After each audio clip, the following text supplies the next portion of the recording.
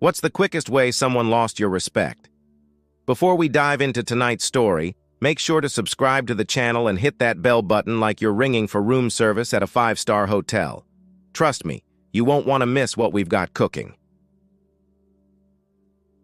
1. During the pandemic, I worked in grocery retail. I was a middle-level manager at our store.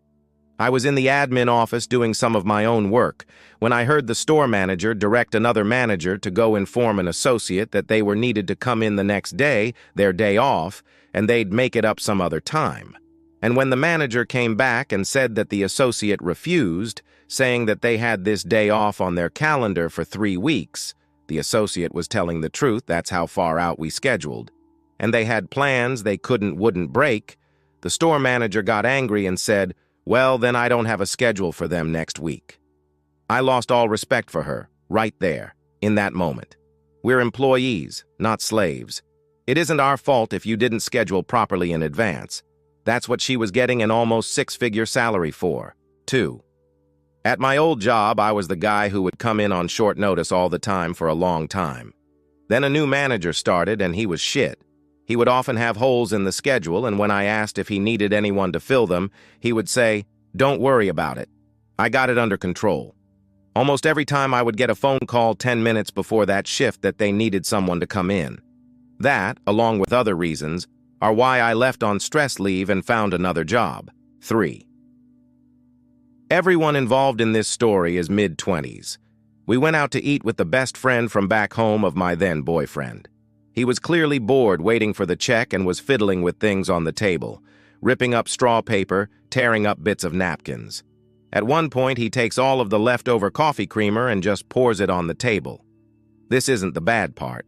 The bad part was he picked up a napkin to wipe it off, paused, put it down, and said, "No, the waitress gets paid to do that," and just left it there, which after picked my jaw off the floor and stared daggers he didn't seem to notice at him, left me to wipe it up while making intense eye contact.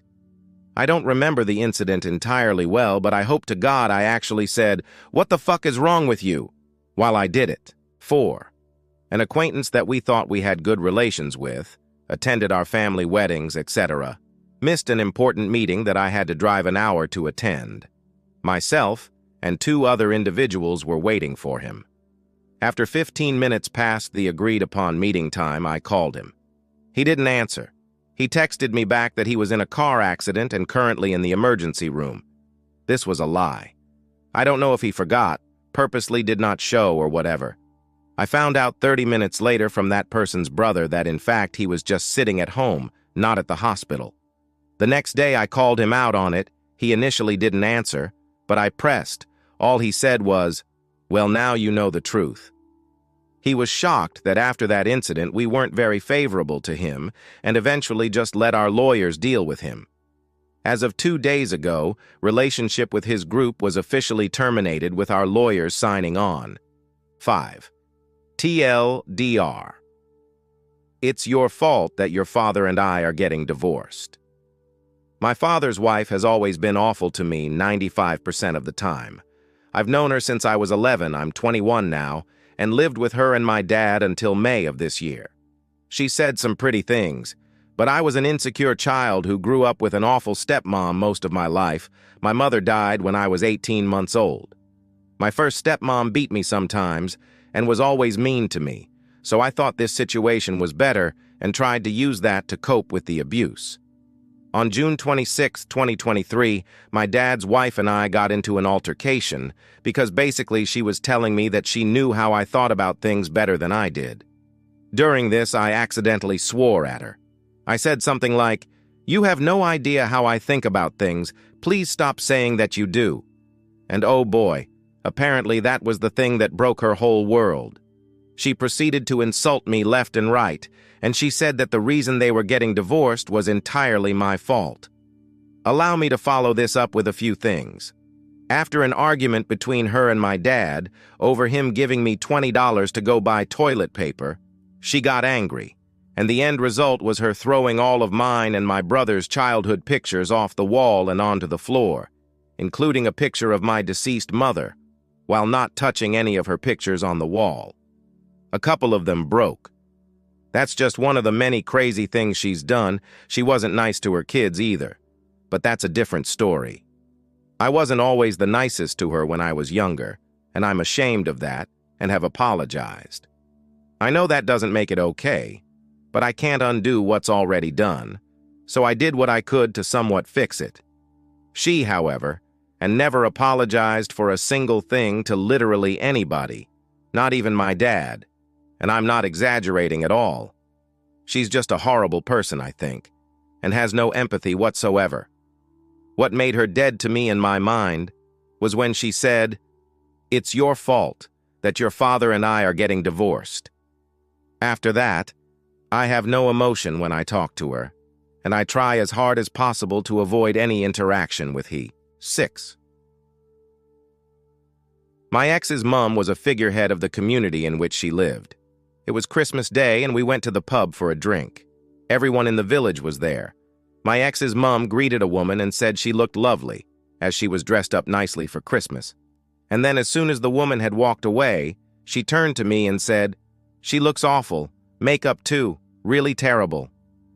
I hadn't known my ex's parents for long at this point, but it made me definitely feel differently about his mom, and by extension his dad too. There is no need for that kind of behavior. 7. I remember having dinner with someone, and they were asking a lot of weird questions like, "Do you think it's sometimes necessary to hurt some people for the greater good?" And then they suddenly let fly with, "I think Hitler had the right idea about the Jews." It was at that moment that I realized that their weird questions were probing questions, and from my answers, they had hugely misjudged the way I would respond to them, declaring that they were goddamned Nazis. I think that was the steepest decline I ever experienced in my respect for a person during a face-to-face interaction. The problem with Nazis is that they believe their idiotic ideology is actually logical and rational, so a lot of their questions were about how important I think it is to be logical and rational when making decisions. They mistakenly believed that if someone values logic and reason, then he should be on the side of Nazis, because that's the kind of moronic conclusion you might reach if you've internalized Nazi thinking so much that you actually think it's logical. 8. Parked in a disabled parking space in an essentially empty parking lot.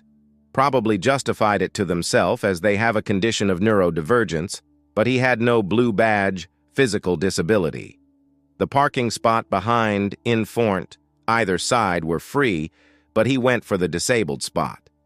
Turned out he started talking smack about someone else, X, for being unemployed on meeting X a few days later, because he could tell the other guy was just the sort of person who would be unemployed cause X was obese and enjoyed gaming. Said dude was also overweight and was super into gaming, but grew up with an uber-rich dad and an extremely expensive private school education. He did a lot that week that really turned me off him after knowing him for 2 years. 9. Probationary teacher was already having trouble making positive points in our department. Aside from having a poor teaching ethic, he could not read the room. One afternoon, 3 of us were standing outside, me, new guy, and one of the hardest working, most compassionate men I know. I don't remember what happened exactly, but new guy said to the other, "Well, that makes me question your work ethic." I think he might have been trying to be funny, but there was no context for that. And dude, you've earned no standing for that. Guy didn't get rehired. 10. I had a job in college. I walked 2.5 miles there each way as I didn't have a car. During the interview, I told the owner-manager I needed to leave work by a specific time to make my night classes as I was about to graduate. I start working, and around a month into it, I'm getting ready to walk out the door to go to my classes, and she tells me she needs me to stay for another hour. I remind her of the agreement about leaving early on Tuesdays and Thursdays, as I have to walk 2.5 miles back to my college for classes.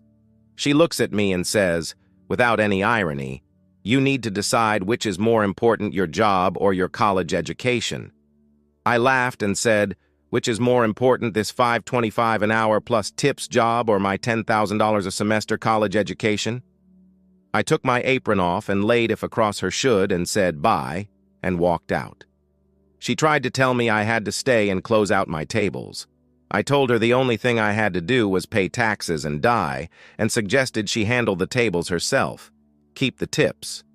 She started to grab my arm, and I told her she should only ever touch me with parts of her body she didn't want back afterwards, and I continued on my journey to not having a $5.25 job plus tips at a crappy pizza place in a podunk town. 11.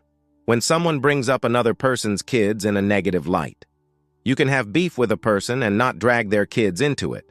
Also, just because you're a mom or a dad, that doesn't mean you aren't allowed to argue with someone and defend your point of view. The where are your kids? Shouldn't you be taking care of your kids right now? Aren't you a mom, dad? Is a cop-out when you're losing an argument with someone who has kids. As long as you're not out physically fighting, putting your kid in danger, putting yourself in danger, or breaking the law, you absolutely are within your rights to argue back with someone. Walking away and being the bigger person is the right choice for everyone, but parents are still human.